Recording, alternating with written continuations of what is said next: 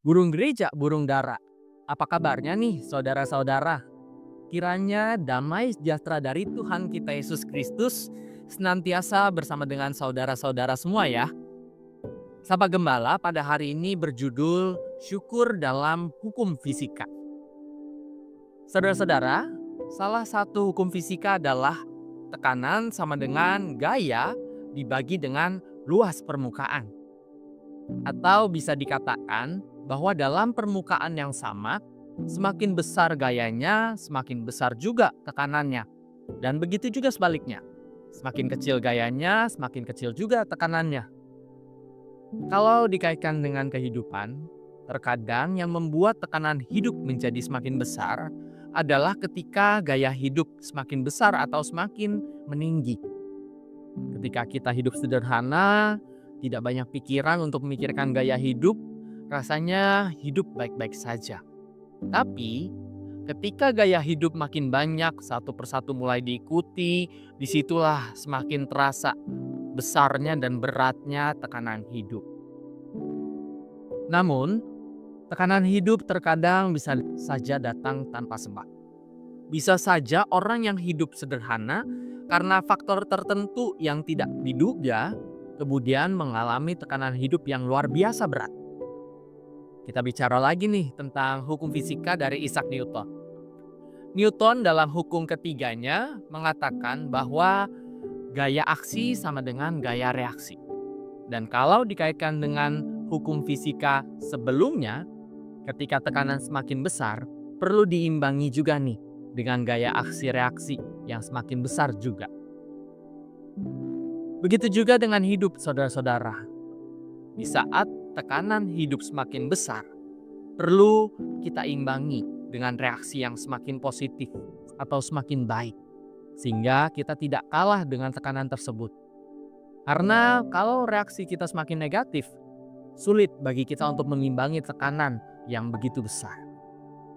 Ketika kita sedang mengalami badai hidup dan tekanan hidup yang rasanya sangat berat untuk kita hadapi, terkadang tidak bisa kita ubah badai hidupnya atau kesulitannya. Namun, yang kita bisa ubah adalah reaksi kita dalam mengimbangi tekanan tersebut. Ini juga yang dikatakan firman Tuhan dalam Filipi 4 ayatnya yang ke-6.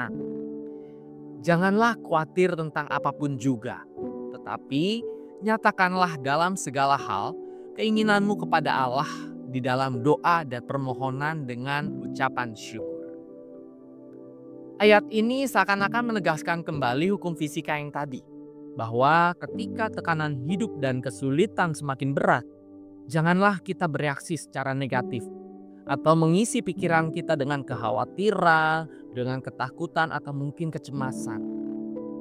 Namun kita diajak untuk mengisi setiap reaksi kita dengan doa, dengan permohonan, dengan ucapan syukur pada Tuhan. Dan disitulah kita bisa menjadi lebih tenang menghadapi persoalan dan tekanan yang ada. Lebih dari itu, kita bisa semakin menyadari nih bahwa kita punya Tuhan yang jauh lebih besar dari setiap persoalan kita.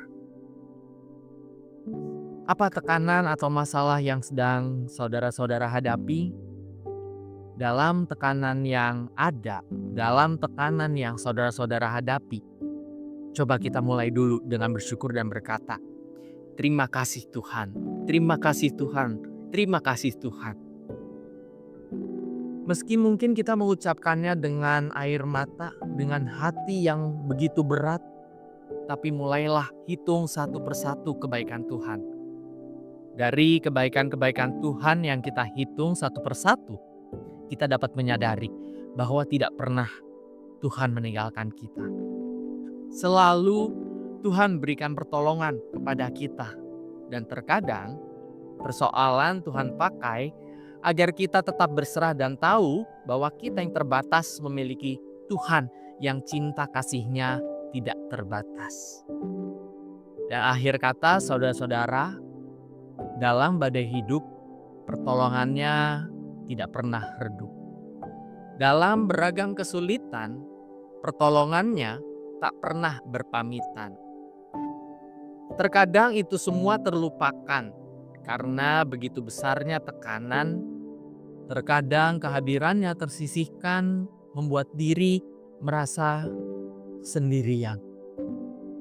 Namun, saat syukur kita ungkapkan, disitulah mata terbukakan, melihat cintanya dinyatakan, dan jalan keluar mulai tersingkapkan. Maka, mulailah bersyukur dengan kebaikannya yang tak terukur, dan mulailah berserah hingga membuat gelap tergantikan cerah.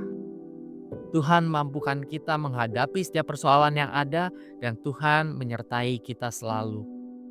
Amin.